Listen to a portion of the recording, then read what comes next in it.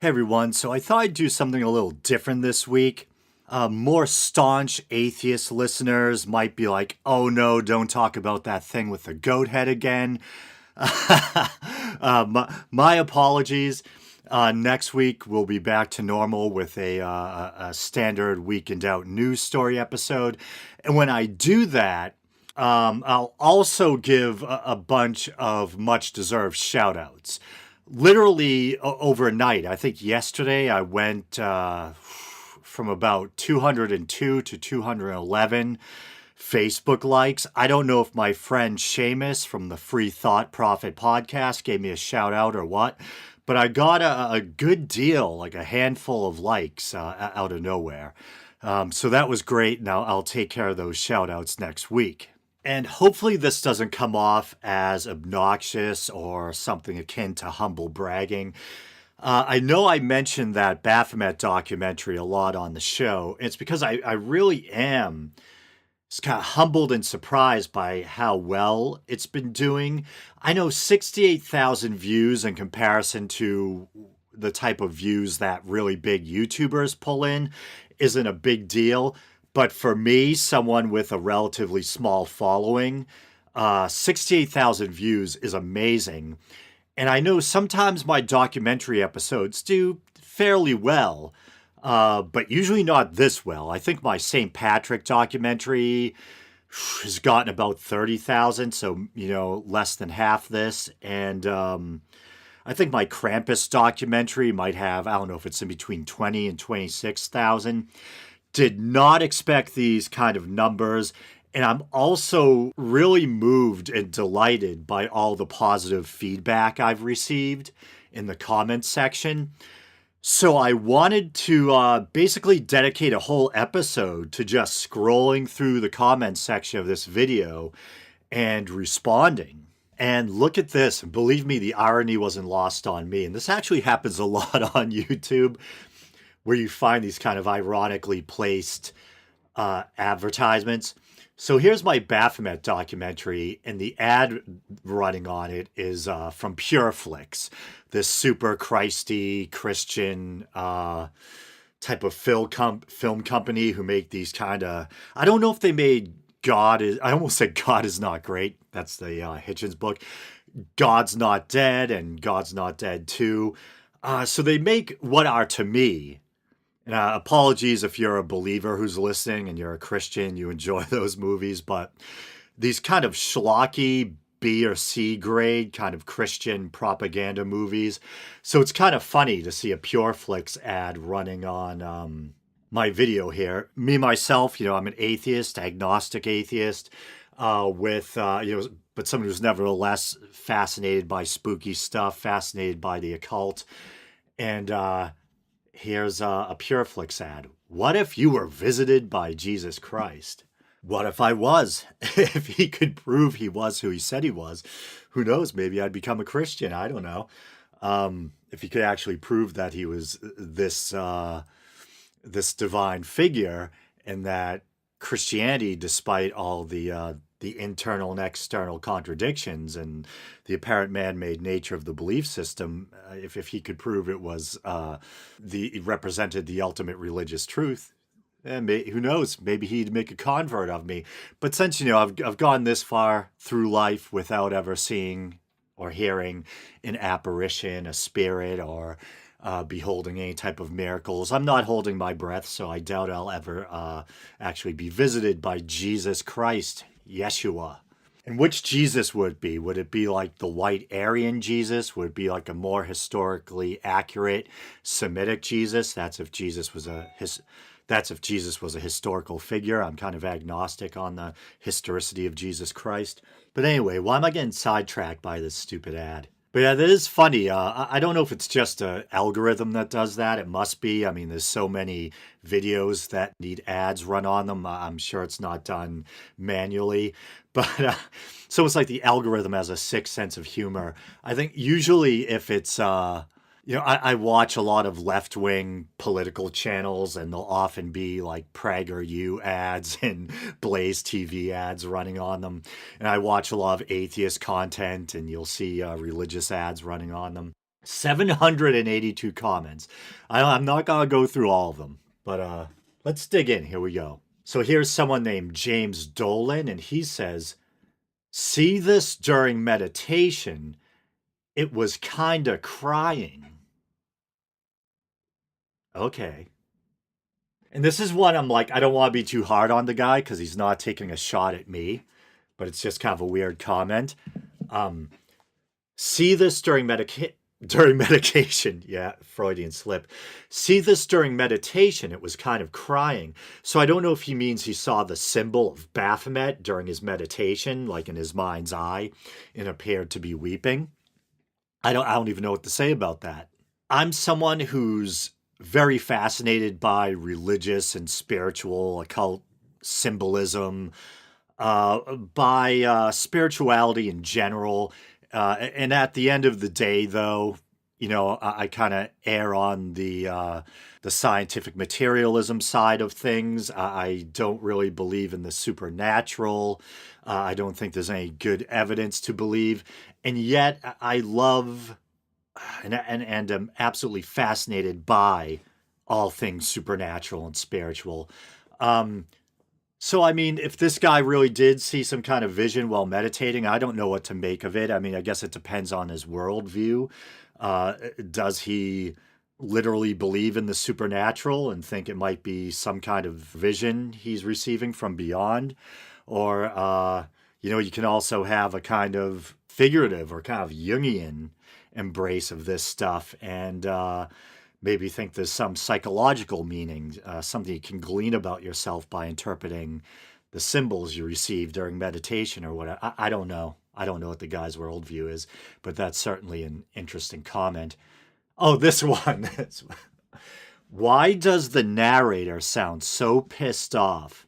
And this has 56 likes, and there's a bunch of replies, and I replied too. So one person said righteous indignation, and three people, including myself, liked that comment. Conviction and self assurance seems more accurate. If you are another uneducated Christian, you do not belong here. I appreciate the backup. Then Revelation 666. Oh dear, you call him an uneducated Christian? You are the uneducated one. We Christians should love and teach the good news of Jesus Christ. Why are you trying to deny he this video of importance? Oh, I see. I'm like, what? That's from the same person? No, that's a response to Revelation 666. You are the uneducated one. We Christians should love and teach the good news of Jesus Christ. Well, what if the other guy's not a Christian, which apparently he's not? He's probably, he could be an atheist. He could be a non-theistic Satanist. He could be a theistic Satanist. I don't know. But not everyone's a Christian. And it's often becoming educated that leads people away from being religious, or at least having a literal belief in the belief system they were indoctrinated into. When you learn about world religion, comparative religion, when you learn about the man-made nature of religion, that's the type of stuff that kind of erodes away at the indoctrination, you know? Oh, then someone's replying to Big Mom's fat toe. Big Mom's fat toe is the one that's telling people they're not educated. Please do not proselytize. Thank you. I'll like that one. I'll like that one. The narrator only sounds pissed off because there are still so many that only believe what they've been told instead of knowing what they know to be true. But that, my dear ones, is changing every breath and every second. LOL. Then so it's because he's metal as fuck. I'll give that one a like. And we haven't practiced in a long time, but I actually sing in a metal band, and I once wrote a song called Baphomet years ago.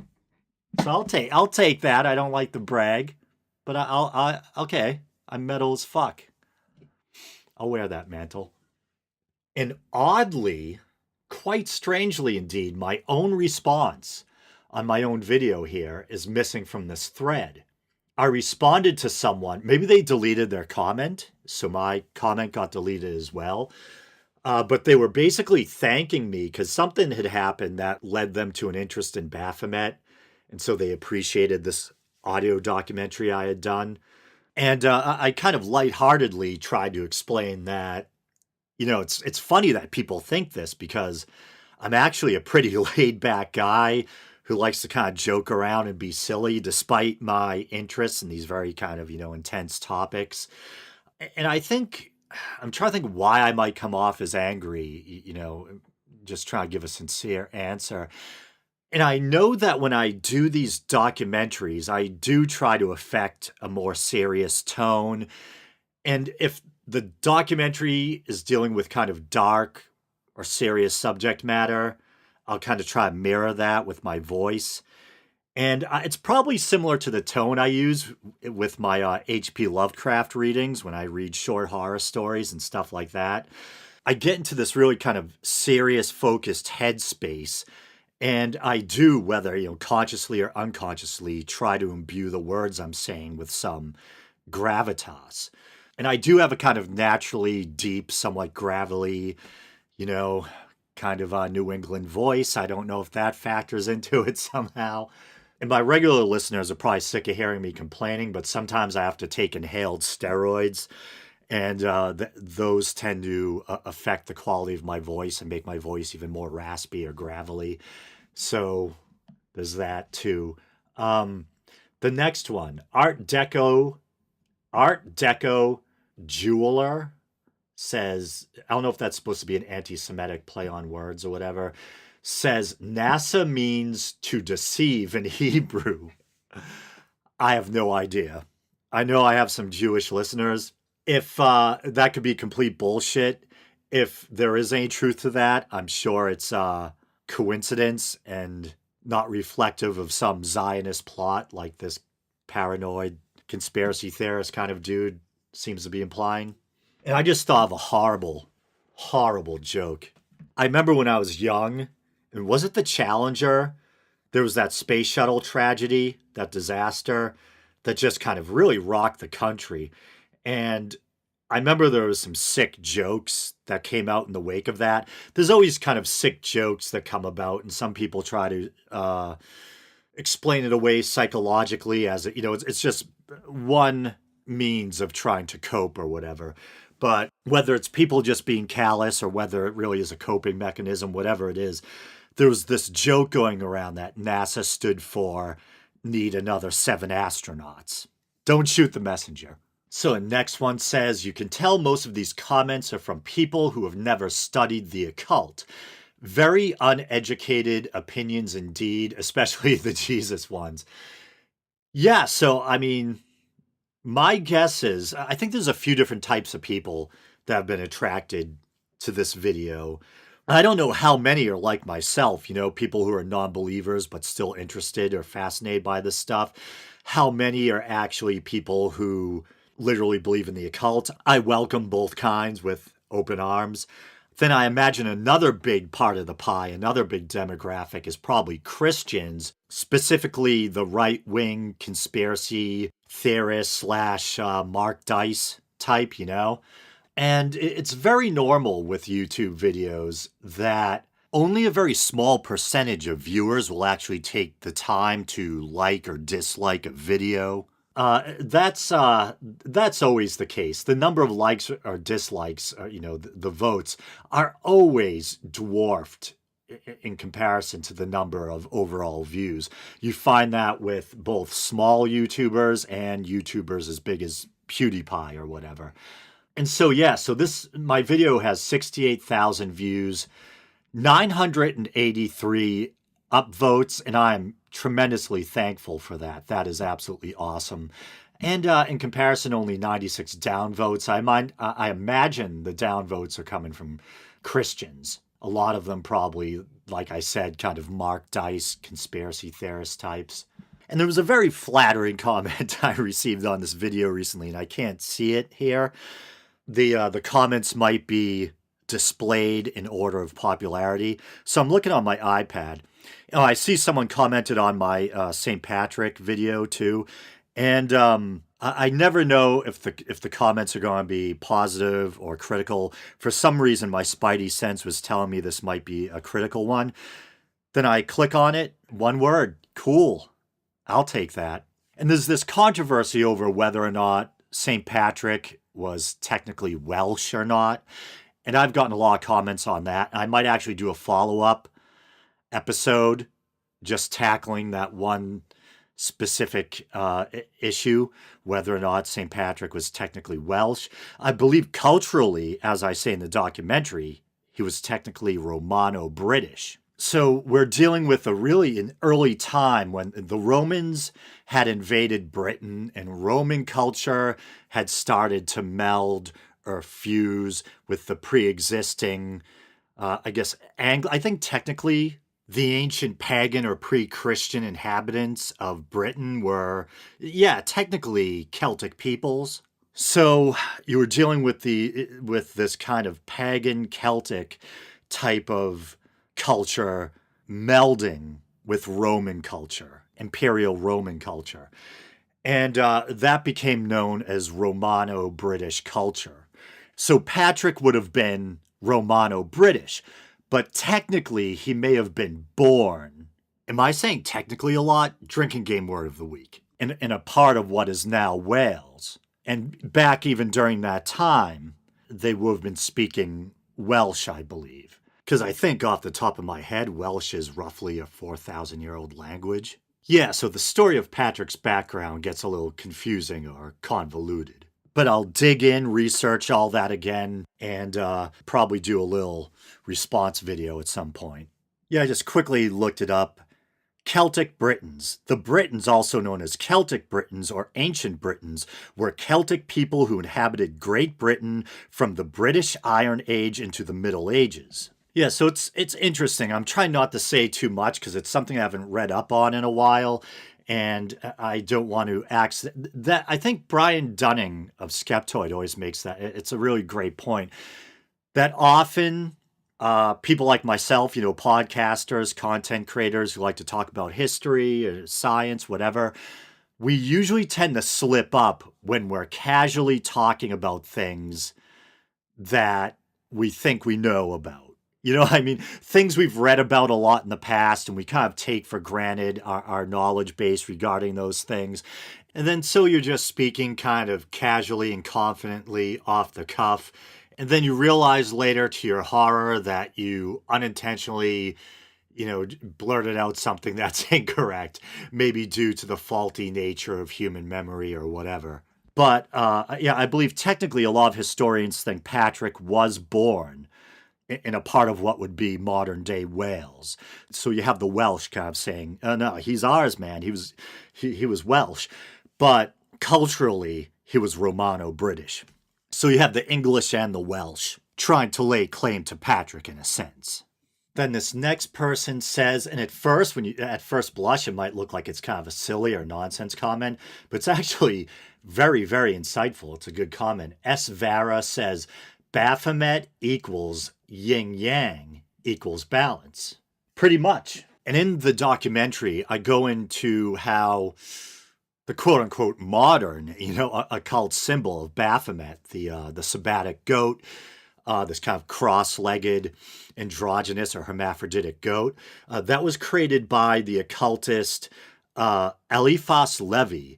And I hope I'm pronouncing his name correctly. I actually tried to research the French pronunciations. I'm sure I'm with my barbaric New England tongue, I'm sure I'm still butchering it to some degree. But Eliphas Levi or something like that. I've heard people say Levi too or whatever. And he was far from a Satanist. He was very interested in Kabbalah, Jewish mysticism, things like that. And the Baphomet figure was meant to represent a kind of union of opposites, a kind of balance. So that person's dead on there. Okay, so I found that very kind of flattering, complimentary comment I was talking about. Here it is on my iPad. This video is the most extensive and accurate reference video on the subject that I've run across, and I've seen many. Absolutely perfect. Thank you for the work that went into this. Nothing short of magnificent. It goes much deeper than balance for those who don't know. The symbol's important importance is based on its ability to encompass the core principles of many schools of occult science. So thank you for that. Yeah, that's very flattering. And if I was to give an honest assessment of my own document, because a lot of people, a lot of listeners prefer my news story episodes or clip episodes where I just take religious news stories and stuff like that and riff on them from a secular or skeptical perspective. Um, but my personal favorite episodes are probably the documentary episodes. I like really researching a topic, kind of curating all the information, organizing it, and then refining everything into a kind of streamlined script. You know what I mean? Both because I'm passionate about the subjects I'm covering in the documentaries, and I like the kind of the discipline and the process, and I like the kind of clean, streamlined end result. Because my unscripted episodes, like this is unscripted, can sometimes be well over an hour long. But I like how I can take all this useful information and condense it down into like a 5 or 15 or 20 minute documentary episode. I love doing that. And the longest documentary episode I ever did by a long shot is that Aleister Crowley documentary I released, what was that, a month or so back? Well over 2 hours long, completely scripted. But I personally wouldn't describe any of my videos as magnificent or my audio documentaries as magnificent. I know I'm very passionate about them.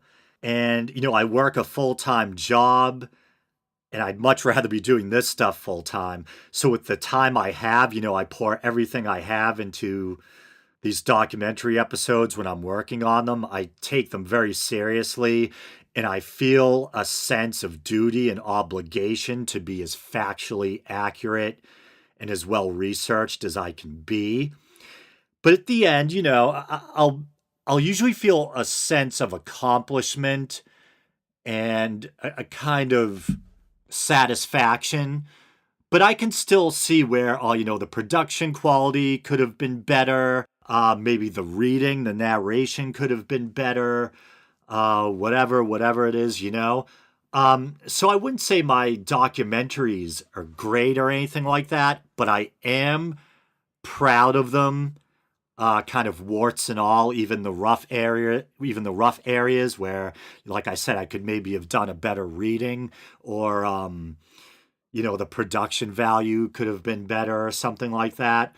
But I am proud of myself after the fact, usually, for accomplishing the mission of trying to really research a subject I'm interested in and present, a short, concise, but still hopefully in depth and most importantly accurate documentary episode. But I do really appreciate that comment. That was quite flattering.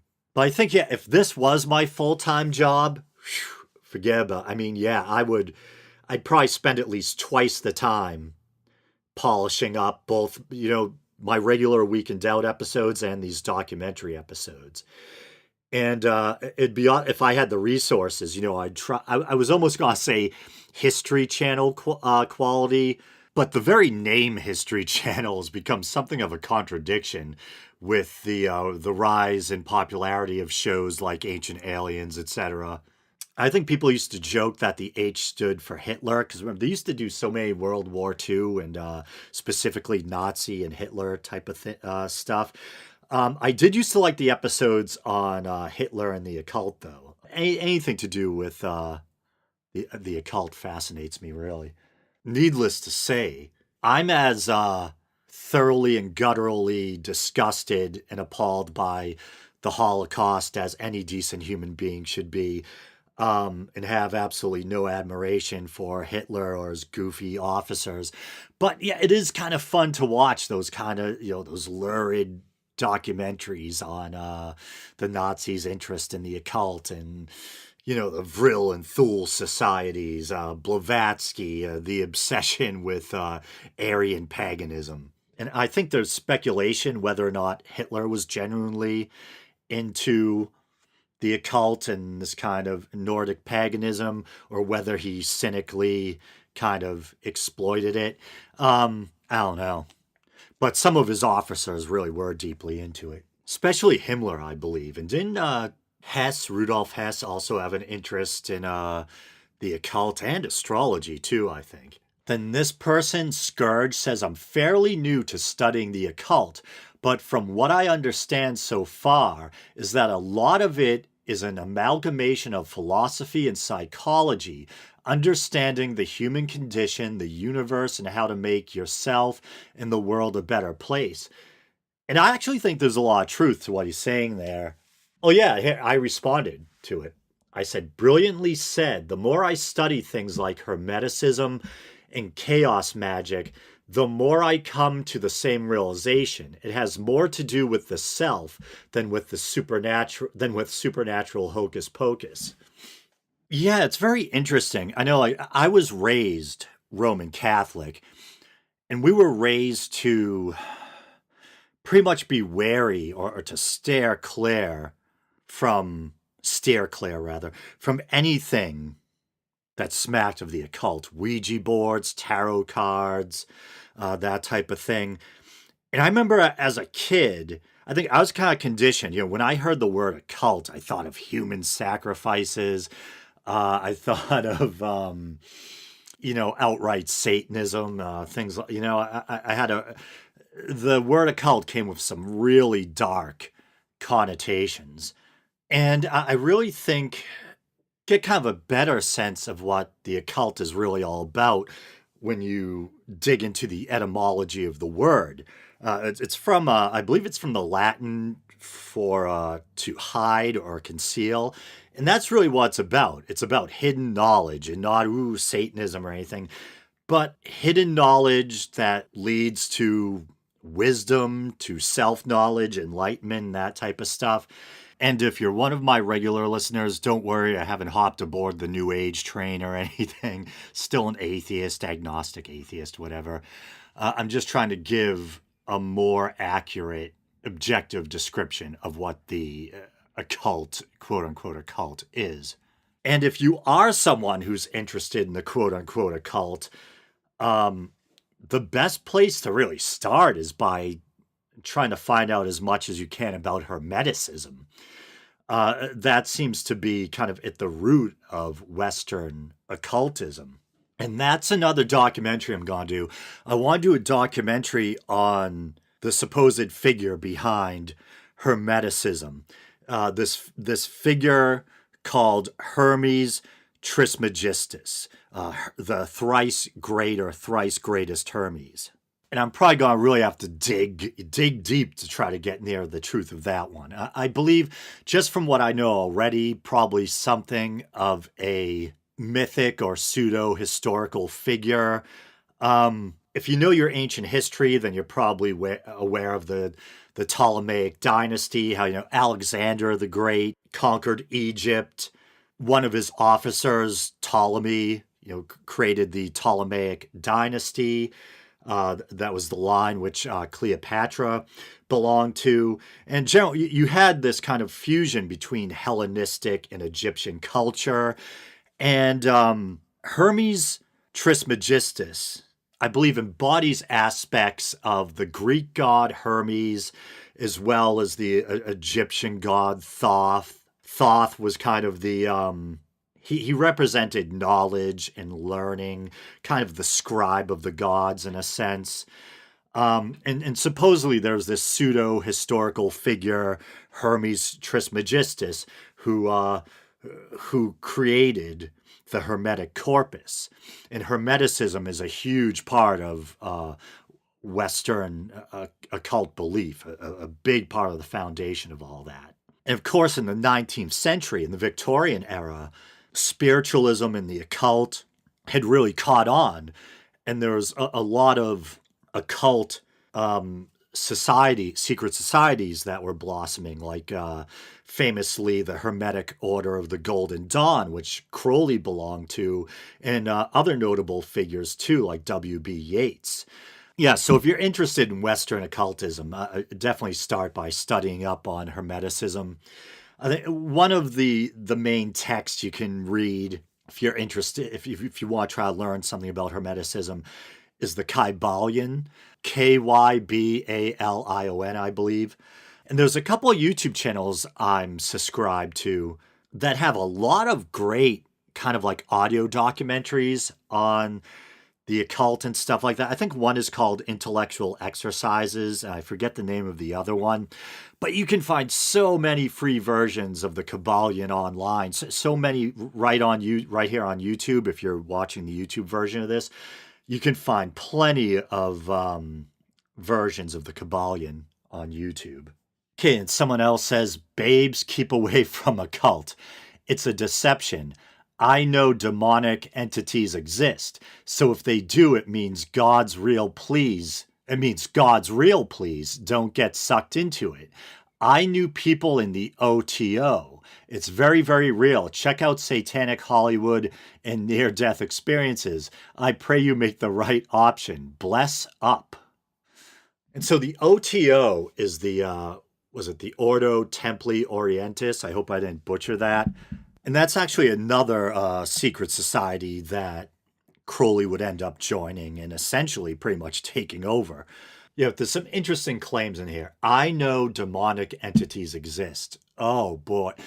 I know whenever someone like me gives like gives a skeptical response to something like this, we sound like the bad guys. We sound like the Grinch for raining on people's parades or whatever. And, we seem like we're being closed-minded and myopic and arrogant for not being receptive to other people's experiences. But I'm serious, man. Put some empirical evidence on the table for the existence of demons. Okay, you prove to me demons exist. Okay. From the point of view of someone who's fascinated by the occult and the supernatural, demonology and stuff, but doesn't believe demons literally exist. Yeah, I love demons, man. They're cool as shit. I just don't believe they literally exist. And the evidence for spirits, demons, it's always so